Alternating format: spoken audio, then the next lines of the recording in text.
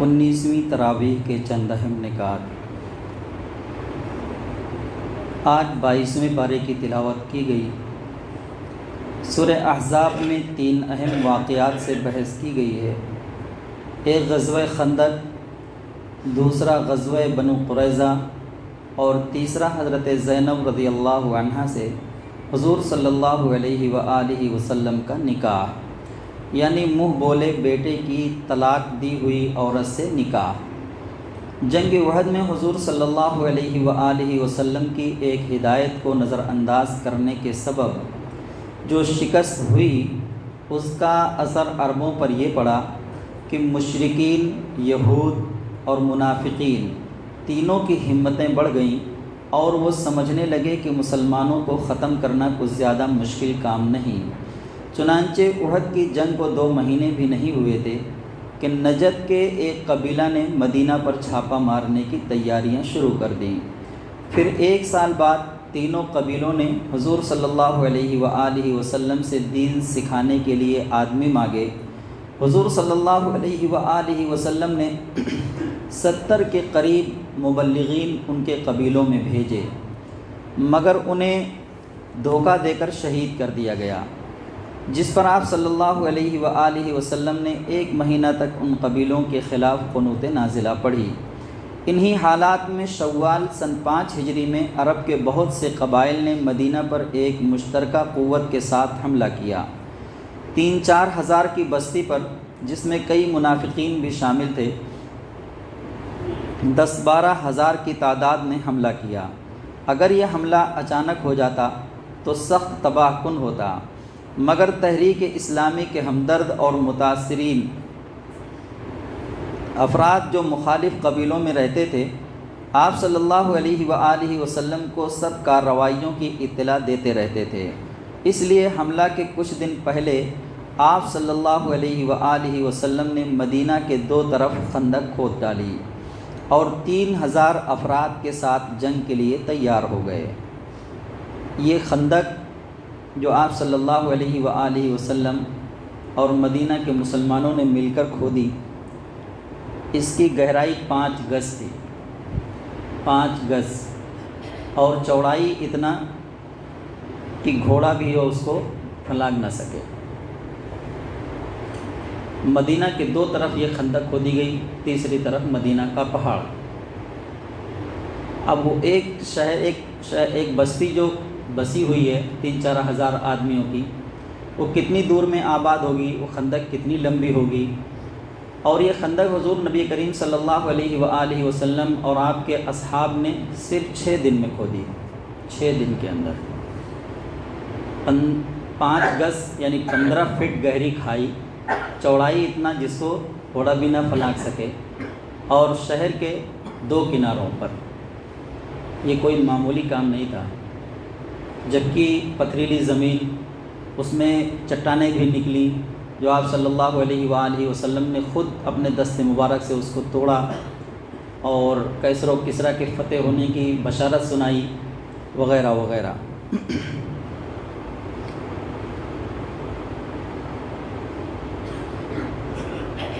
کفار کے خواب و خیال میں بھی نہیں تھا کہ انہیں خندق سے سابقہ پیش آئے گا، کیونکہ عرب اس طریقہ پر کبھی نہیں لڑے تھے۔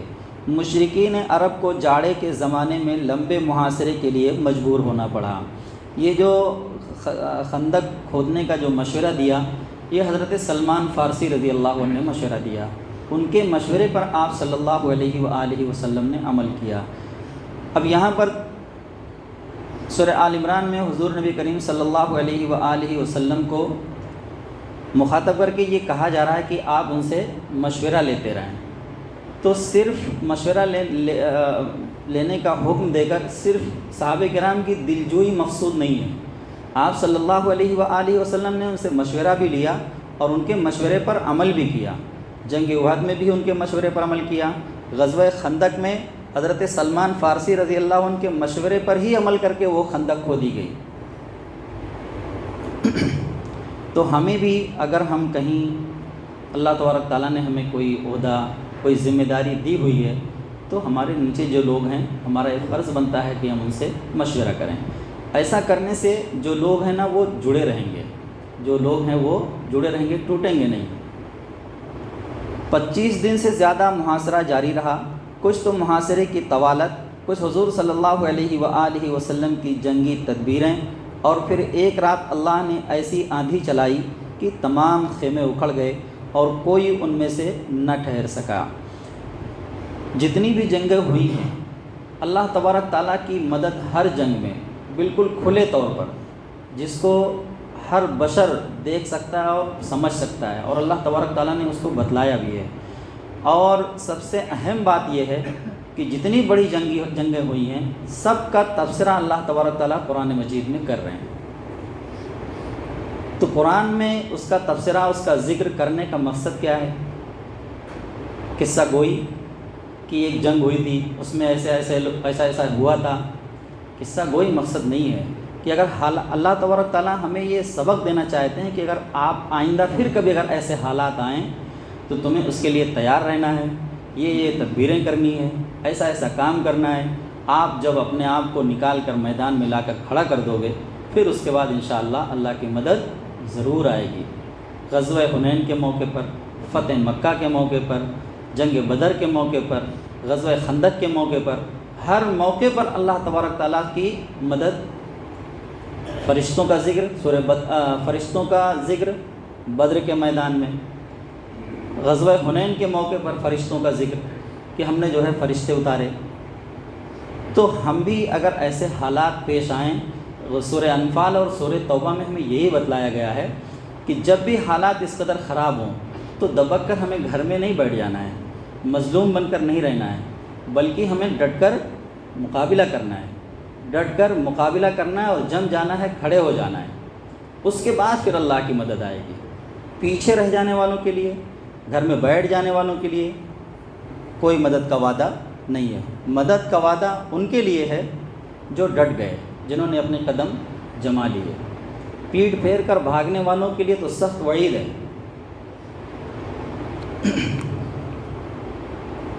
موقع خندق ختم ہوا تو جبرائیل علیہ السلام نے اللہ کا حکم سنایا کہ ابھی ہتھیار نہ کھولے جائیں، بلکہ یہودی قبیلہ بنو قریظہ پر وار کر کے ان سے نپٹ لیا جائے۔ 1 مہینے سے جنگ جاری ہے، پورا 1 مہینہ لگ گیا ہے غزوہ خندق ختم ہونے میں، یعنی 1 مہینہ پورا محاصرہ 25 دن تک وہ لوگ کیے رہے۔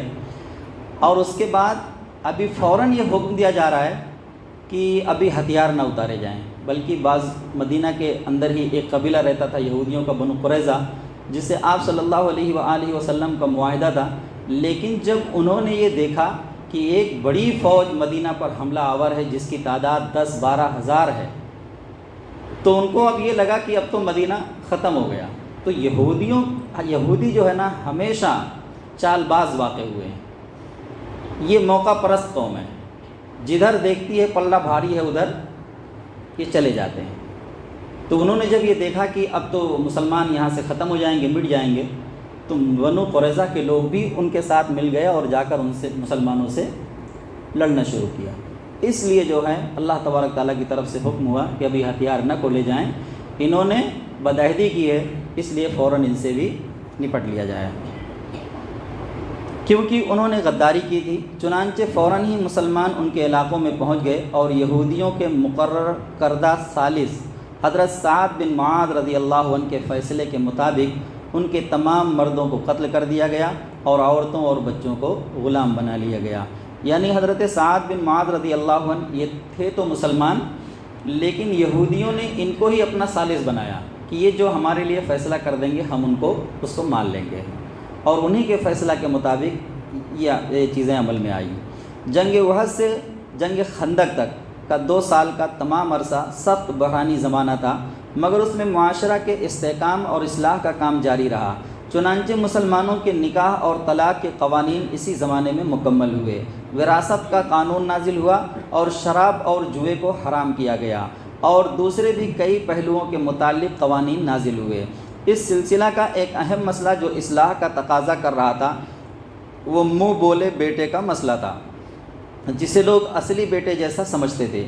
اسے وراثت میں حصہ ملتا تھا اس سے منہ بولی ماں اور منہ بولی بہن اسی طرح بے تکلف ہوتی تھیں جیسے سگی ماں اور سگی بہنیں۔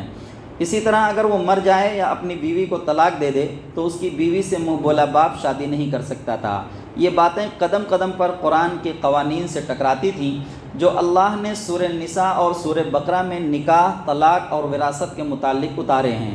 ساتھ ہی یہ بات اخلاق کے پہلو سے بھی بری تھی کہ کتنا ہی سگوں کی طرح سمجھا جائے مگر پھر بھی وہ حقیقی بیٹا یا بھائی نہیں تھا، اور بہت سے ذہن بے تکلفی سے ناجائز فائدہ اٹھا لیتے تھے۔ ضرورت اس بات کی تھی کہ ان برائیوں کا راستہ روکا جائے، مگر یہ راستہ صرف قانون بنانے سے نہیں رک سکتا تھا۔ اس لیے اللہ نے ایسے حالات پیدا کیے کہ نبی صلی اللہ علیہ وآلہ وسلم کو خود اس رسم کو توڑنا پڑا۔ آپ صلی اللہ علیہ وآلہ وسلم کی پھوپھی ذات بہن حضرت زینب رضی اللہ عنہا کو ان کے شوہر زید بن حارثہ رضی اللہ عنہ نے طلاق دی، جو حضور صلی اللہ علیہ وآلہ وسلم کے منہ بولے بیٹے تھے۔ تو اللہ نے حکم دیا کہ آپ حضرت زینب رضی اللہ عنہا سے شادی کر لیں۔ جب آپ صلی اللہ علیہ وآلہ وسلم نے حضرت زید رضی اللہ عنہ سے ان کا نکاح پڑھایا تھا تو عربوں کی یہ رسم توڑی تھی کہ وہ آزاد کردہ غلام کو اپنے برابر نہیں سمجھتے تھے بلکہ اس سے غلاموں کا سا سلوک کرتے تھے۔ آپ صلی اللہ علیہ وآلہ وسلم نے اپنی پھوپھی ذات آزاد عورت سے ان کی شادی کر کے یہ ثابت کیا کہ اسلام میں آزاد کردہ غلام بھی اشراف کا درجہ رکھتا ہے۔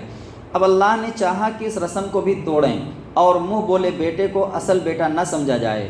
اسی طرح پردہ کے احکام جاری ہوئے اور قریبی رشتہ داروں کے علاوہ غیر مردوں کے ساتھ خلط ملط حرام قرار دیا گیا۔ اگر انہیں بات کرنی ہو یا کچھ لینا دینا ہو تو پردے کے پیچھے سے لے دیں، اور عورتیں خیال رکھیں کہ آواز میں لوچ پیدا نہ کریں، کوئی ایسی حرکت نہ کریں جس سے کسی مرد کو غلط فہمی ہو۔ نبی صلی اللہ علیہ وآلہ وسلم کی بیویوں کو تمام مسلمانوں کی ماں قرار دیا گیا، اور آپ صلی اللہ علیہ وآلہ وسلم کی وفات کے بعد ان سے نکاح حرام قرار دیا گیا۔ عام مسلمان عورتوں کو حکم دیا گیا کہ جب بھی گھروں سے نکلیں تو چادروں سے اپنے آپ کو ڈھانک کر نکلیں اور گھونگھٹ نکال لیا کریں۔ اسی موقع پر اس بات کا اعلان کیا گیا کہ نبی صلی اللہ علیہ وآلہ وسلم آخری نبی ہیں، اور چونکہ آپ صلی اللہ علیہ وآلہ وسلم کے بعد کوئی نبی آنے والا نہیں، لہٰذا زمانۂ جاہلیت میں جو رسوم جڑ پکڑ چکی ہیں ان کا خاتمہ رسول اللہ صلی اللہ علیہ وآلہ وسلم کے ذریعے ضروری ہے۔ اسی وجہ سے اللہ تعالیٰ نے حضرت زید رضی اللہ عنہ کے طلاق دینے کے بعد حضرت زینب رضی اللہ عنہا کا نکاح آپ صلی اللہ علیہ وآلہ وسلم سے کر دیا۔ چونکہ حضرت زید رضی اللہ عنہ لے پالک یعنی منہ بولے بیٹے تھے اور بیٹے کی بیوی یعنی بہو سے نکاح حرام ہے، اللہ تعالیٰ نے تردید فرمائی کہ حضرت زید رضی اللہ عنہ کب آپ کے بیٹے تھے، وہ تو سرے سے بیٹے ہی نہیں۔ مردوں میں سے محمد صلی اللہ علیہ وآلہ وسلم کسی کے باپ نہیں، پھر بہو کا سوال کہاں پیدا ہوتا ہے؟ آپ کو جو نرینہ اولاد تھی اس سب کا بچپن میں ہی انتقال ہو گیا تھا، کوئی جوانی تک نہیں پہنچ سکی۔ دوسری حیثیت آپ صلی اللہ علیہ وآلہ وسلم کی رسول کی تھی، اور رسول جہالت کی باتوں کو ختم کرنے آتے ہیں۔ تیسری بات یہ کہ آپ خاتم النبیین ہیں، آپ صلی اللہ علیہ وآلہ وسلم کے بعد کوئی رسول آنے والا نہیں، لہٰذا ضروری ہے کہ اس قبیح رسم کو آپ صلی اللہ علیہ وآلہ وسلم خود ختم کر کے جائیں۔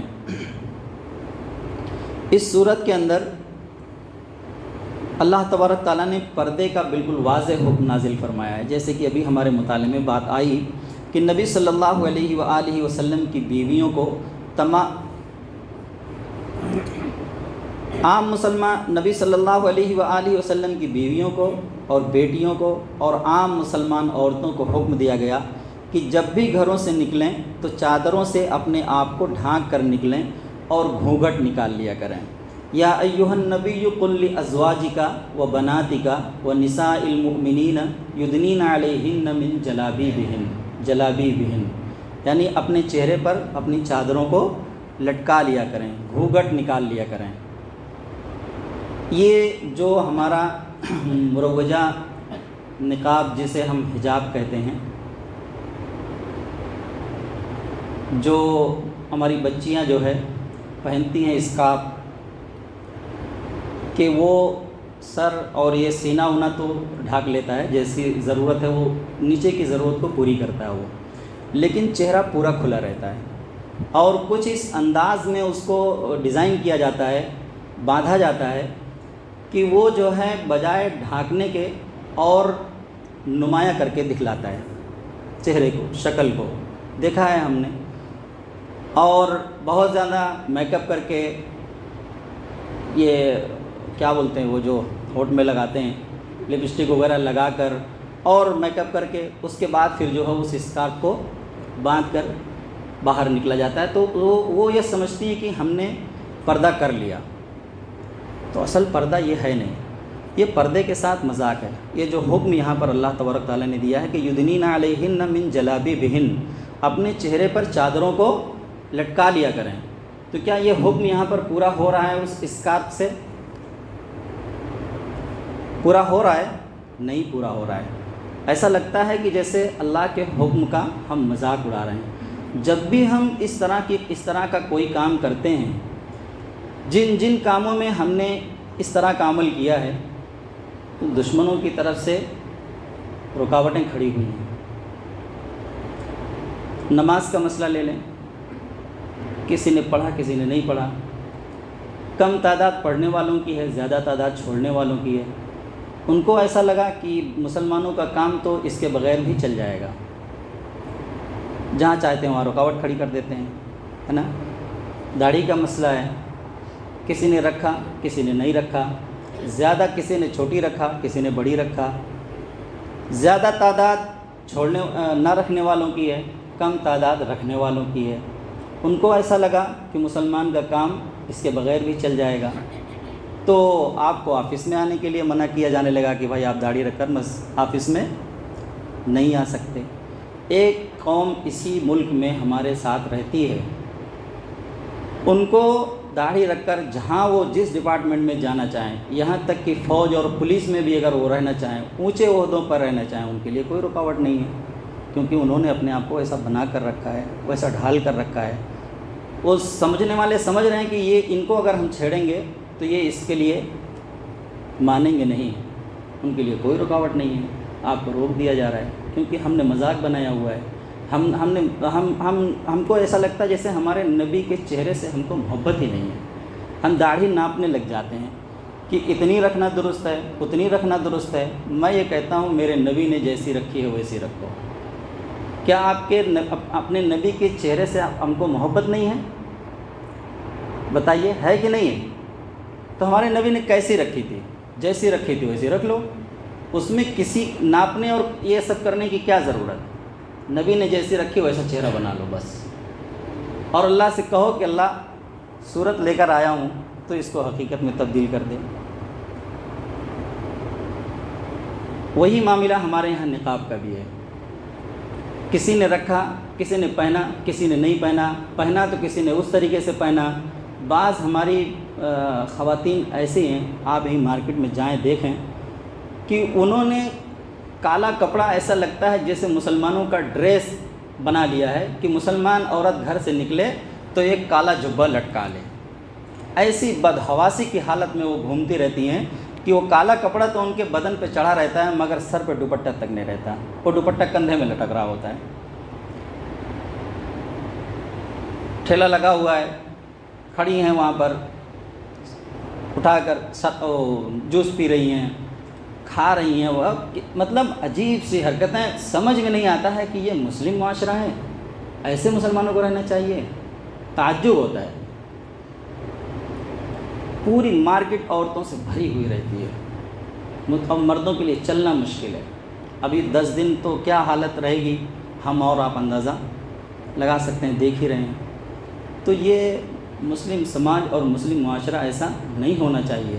دین اسلام ہمارا ہم کو جس طرح سے بنانا چاہتا ہے، جس طرح سے دیکھنا چاہتا ہے، ہمارا رب ہم کو جس منزل تک پہنچانا چاہتا ہے وہ ہم اس طرح سے نہیں پہنچ سکتے۔ اور حجاب کا جو معاملہ ہے، پردے کا، وہ ہم چونکہ ہم آپ مرد ہیں اور مرد قوام ہے، حاکم ہے، تو آپ کا حکم وہاں چلنا چاہیے۔ ہمارے گھر کی عورت ہماری بیٹی، ہماری بہن، ہماری بیوی کس طرح گھر سے نکلتی ہے، یہ کس کو دیکھنا ہے؟ کس کی ذمہ داری ہے؟ یہ ہماری اور آپ کی ذمہ داری ہے۔ اللہ نے آپ کو حاکم بنایا ہے، الرجال قوامون علی النساء، آپ حاکم ہیں، یہ آپ کا کام ہے کہ ہمارے گھر کی عورتیں کیسے گھر سے باہر نکلیں۔ تو یہ جو یہ نیا چلن جو چل پڑا ہے، اس کی تو بالکل پابندی ہونی چاہیے کہ ہم اپنے آپ کو، اپنے گھر کی عورتوں کو اس طرح کے حجاب سے بچانے کی کوشش کریں۔ اللہ کا جو حکم ہے اس پر پوری طرح ہمیں عمل پیرا ہونا چاہیے۔ یدنین علیہن من جلابیبہن، چہرہ ڈھکا ہوا ہونا چاہیے، چہرہ ڈھکا ہوا ہونا چاہیے، چادریں سینے پر لٹکا لی جائیں وغیرہ، اس طرح کے واضح احکام قرآن نے ہمیں دیے ہیں۔ تو جب یہ ہماری بچیاں، ہماری بہنیں ہم گھر سے ہمارے نکل کر جاتی ہیں تو کیا ہم دیکھتے نہیں ہیں؟ کیوں انہیں اس حالت میں ہم جانے دیتے ہیں؟ اگر ہم ایسا کرتے رہیں گے تو پھر اس طرح کے حالات ہمارے سامنے آتے رہیں گے۔ ہم اللہ کے حکم کا مذاق اڑا رہے ہیں۔ اللہ اپنے دین کا مذاق برداشت نہیں کر سکتے، یہ سمجھ لو۔ نبی کو تو تکلیف دنیا میں اللہ تبارک تعالیٰ نے برداشت کر لی، مگر اپنے دین کو کہیں آنچ نہیں آنے دی۔ جب دین کو ٹھیس پہنچانا ہم شروع کریں گے تو پھر ہمارے اوپر مار پڑنی شروع ہو جائے گی، یہ سمجھ لو۔ چونکہ نکاح و طلاق کا ذکر ہے، اس لیے ضمناً ایک اہم مسئلے کی وضاحت کر دی گئی۔ مسلمان جب کسی عورت سے نکاح کریں اور خلوت صحیحہ سے پہلے طلاق کی نوبت آ جائے تو عورت پر عدت نہیں، مراد یہ ہے کہ مرد کا حق رجوع ساقط ہو جاتا ہے، اسی طرح حق اولاد اور عدت کا خرچ بھی ساقط ہو جاتا ہے۔ البتہ شوہر کو چاہیے کہ کچھ مال دے دلا کر عورت کو رخصت کرے۔ گویا اگر نکاح کے وقت مہر مقرر کیا گیا ہے اور خلوت سے پہلے طلاق ہو گئی تو نصف مہر واجب ہے، جیسا کہ سورہ بقرہ آیت نمبر 237 میں ہے۔ اس واجب سے زیادہ دینا لازم نہیں، مستحب ہے، لیکن اگر نکاح کے وقت مہر مقرر نہ کیا گیا ہو تو اس صورت میں عورت کو کچھ نہ کچھ اس کی حیثیت کے مطابق دے کر رخصت کرنا چاہیے۔ بھلے طریقے سے رخصت کرنے کا مطلب یہ ہے کہ اسے رسوا یا بدنام نہ کرے، بلکہ شریفانہ طریقے پر رخصت کرے۔ اس زمانہ میں لوگ ایک دوسرے کے گھروں میں بے تکلف آیا جایا کرتے تھے، لہٰذا یہ حکم دیا گیا کہ نبی صلی اللہ علیہ وآلہ وسلم کے گھر میں بغیر اجازت کے داخل نہ ہونا چاہیے، بغیر کھانے کی دعوت دیے کھانے کا انتظار نہ کرنا چاہیے، پھر کھانے کے بعد دنیا جہان کی لایانی گفتگو سے پرہیز کرنا چاہیے کہ اس سے نبی کو تکلیف پہنچتی ہے۔ وہ بسبب حیا کہ تم سے کچھ نہیں کہتے، مگر اللہ تعالیٰ حق بات کہنے سے نہیں شرماتا۔ اور اس سے پہلے بھی سورہ نور میں گھروں میں جانے اور پردے کے احکام وغیرہ وغیرہ، یہ ساری چیزیں ہمارے سامنے تفصیل سے آ چکی ہیں۔ کھانے کے بعد بلا ضرورت بیٹھنے کی اجازت نہیں۔ نبی صلی اللہ علیہ وآلہ وسلم کی بیویوں سے کوئی سامان مانگنا ہو یا گفتگو کرنا ہو تو پردے کے پیچھے سے مانگا کرو، یہ دونوں فریق کے دلوں کی پاکیزگی کا زیادہ مناسب طریقہ ہے۔ نبی صلی اللہ علیہ وآلہ وسلم کو اور ازواج مطہرات رضی اللہ عنہن کو تکلیف دینا جائز نہیں۔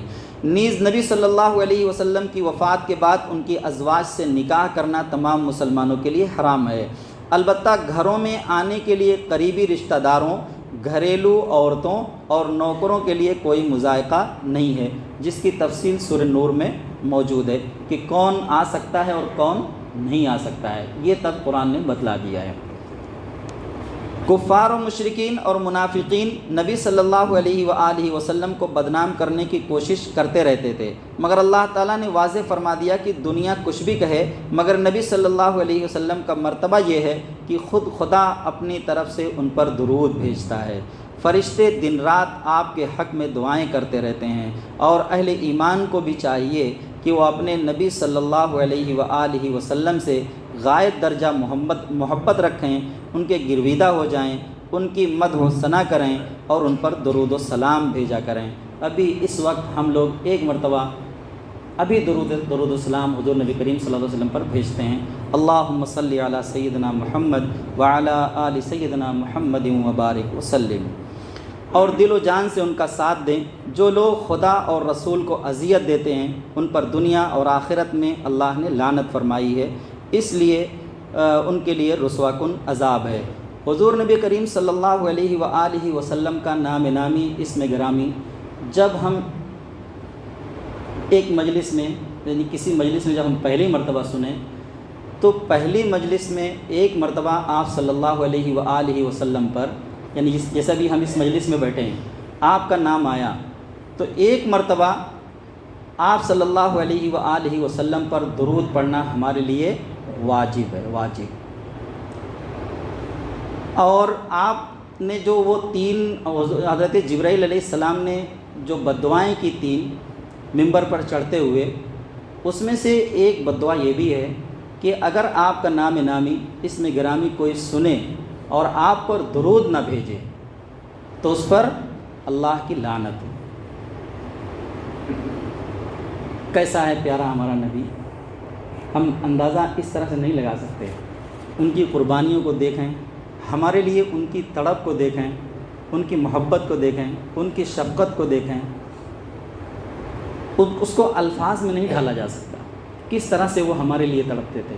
ہر شخص جب نفسی کے عالم میں ہوگا تو ایک واحد شخص ایسا ہوگا جو امتی امتی پکار رہا ہوگا، جو امتی امتی پکار رہا ہوگا۔ ہماری فکر اس کو اتنی ہے اور ہم جو ہے اس کے حکموں کو ایسا رود رہے ہیں کہ جیسے وہ ہمارے لیے کچھ ہے ہی نہیں۔ اللہ تبارک تعالیٰ نے یہاں پر جو ہے آپ کی شان، آپ کے مقام کو بیان کیا ہے کہ اللہ خود فرشتے، انسان اور دوسری مخلوقات کو چھوڑیے، اللہ خود اپنے نبی پر درود و سلام بھیج رہا ہے۔ اپنے نبی، کیا مقام ہے، اللہ خود سلام بھیج رہا ہے، درود بھیج رہا ہے۔ تو ہم تو جتنی مرتبہ، یعنی اگر ہم آپ صلی اللہ علیہ وآلہ وسلم نے ایک شخص کو دیکھا کہ وہ آیا اور اس نے جو ہے دعا شروع کر دی، دعا مانگنا اللہ سے شروع کر دیا، تو اللہ کے رسول صلی اللہ، ہو سکتا ہے کچھ تھوڑا واقعے کے بیان میں کچھ اوپر نیچے باتیں ہو جائیں، اس کو آپ معاف کریے گا۔ اللہ کے رسول صلی اللہ علیہ وآلہ وسلم نے اس سے کہا رکیے، پہلے اللہ کی حمد بیان کر لیے ہوتے، پھر نبی پر درود بھیج لیے ہوتے، پھر اس کے بعد دعا کرنا شروع کرتے۔ یعنی دعا کی قبولیت کے لیے یہ ایک بہت بڑا ذریعہ ہے ہمارے لیے کہ ہم جب دعا کریں تو نبی پر اول اور آخر درود پڑھ لیا کریں۔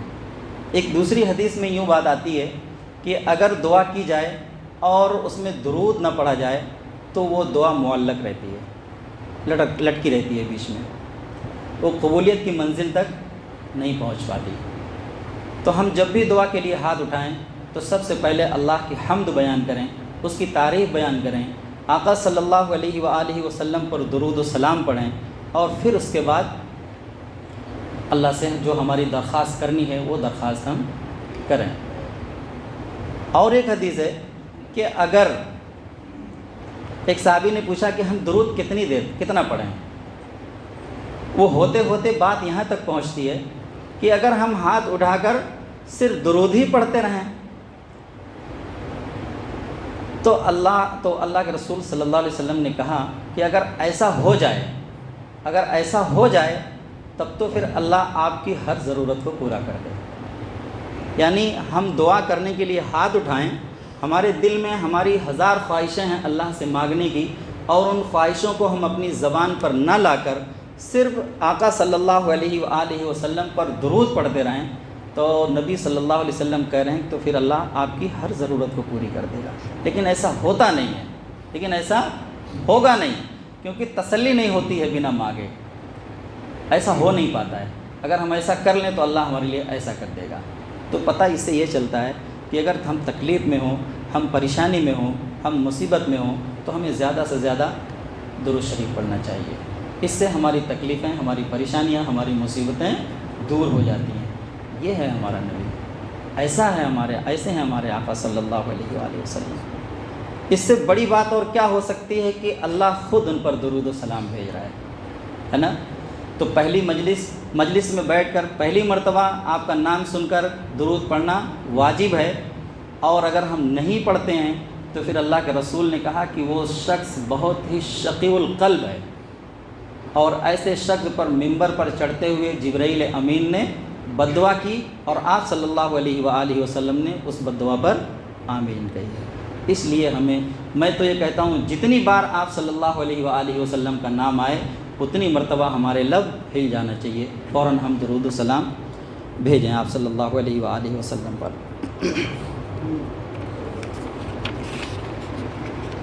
اے نبی صلی اللہ علیہ وآلہ وسلم، اپنی بیویوں اور اہل ایمان کی عورتوں سے کہہ دو کہ اپنے اوپر اپنی چادروں کے پلو لٹکا لیا کریں، یہ زیادہ مناسب طریقہ ہے کہ وہ پہچان لی جائیں اور انہیں ستایا نہ جائے۔ گویا ایک خاتون جب اپنے آپ کو پردے میں کر لیتی ہے تو پورے سماج میں اسے عزت کی نگاہ سے دیکھا جاتا ہے۔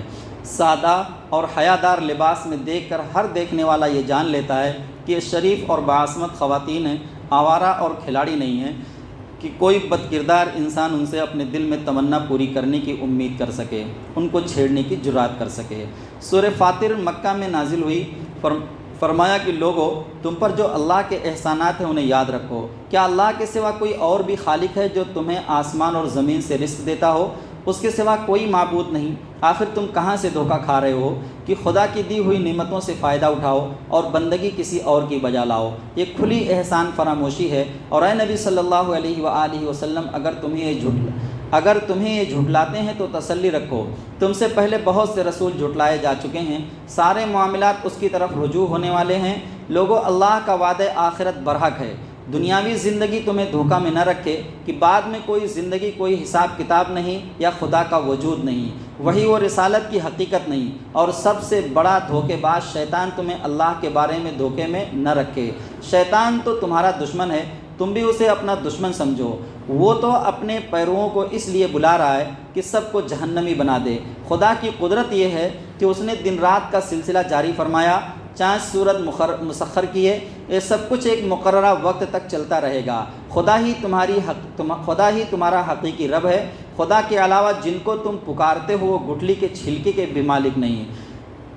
من قطمیر کا لفظ استعمال کیا ہے۔ آپ جب کھجور کو پھوڑیں گے تو جو گٹھلی ہوتی ہے نا، اس کے اوپر ایک پتلی سی جھلی رہتی ہے، باریک سی، اس کو قطمیر کہا جاتا ہے۔ اللہ تبارک تعالیٰ نے کہا کہ جن کو تم پکارتے ہو، جن کی تم پوجا کرتے ہو، وہ تو اس گٹھلی کے اوپر جو پتلی سی جھلی ہے اس کے بھی مالک نہیں ہیں، وہ گٹھلی کے چھلکے کے بھی مالک نہیں۔ تم انہیں پکارو گے، وہ تمہاری پکار سن نہیں سکتے، اگر سن بھی لیں تو جواب نہیں دے سکتے، اور قیامت کے دن تمہارے شرک کا وہ انکار کریں گے۔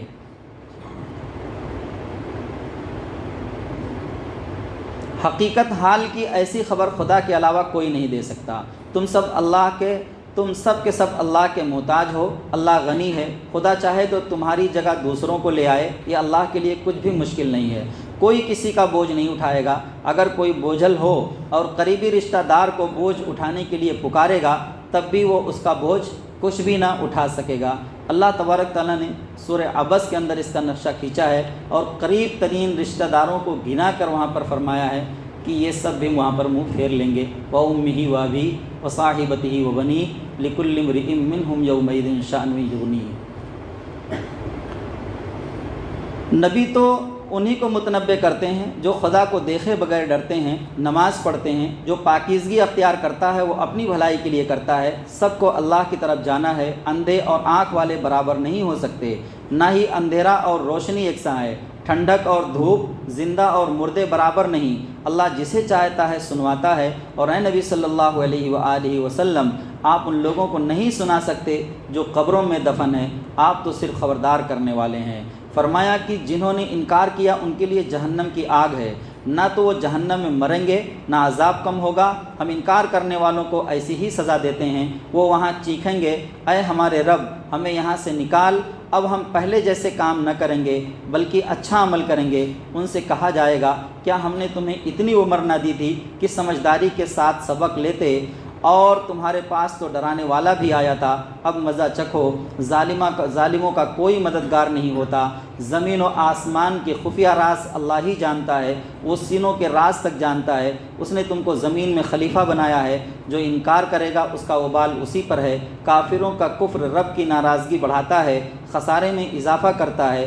سورہ کے اخیر میں فرمایا کہ اگر اللہ تعالیٰ دھیان سے سنیں، آخری جملہ ہے اس سورت کا۔ سورہ کے آخر میں فرمایا، اگر اللہ تعالیٰ لوگوں کے کرتوتوں پر پکڑ کرنے لگے تو زمین پر کوئی جاندار باقی نہ بچے۔ ایک آدمی گناہ کے ارادے سے اگر نکلا اور اللہ اگر اس کا پیر توڑ دے یا ایک آدمی کسی کو بری نظر سے دیکھ رہا ہے، اللہ اس کی آنکھ کو پھوڑ دے، یا اگر کوئی کسی کے اوپر ظلم کرنے کے لیے اپنا ہاتھ بڑھا رہا ہے، اللہ اس کے ہاتھ کو توڑ دے، تو پھر کوئی انسان اس دنیا میں بچ سکے گا؟ اگر فوراً سزا ملنی شروع ہو جائے۔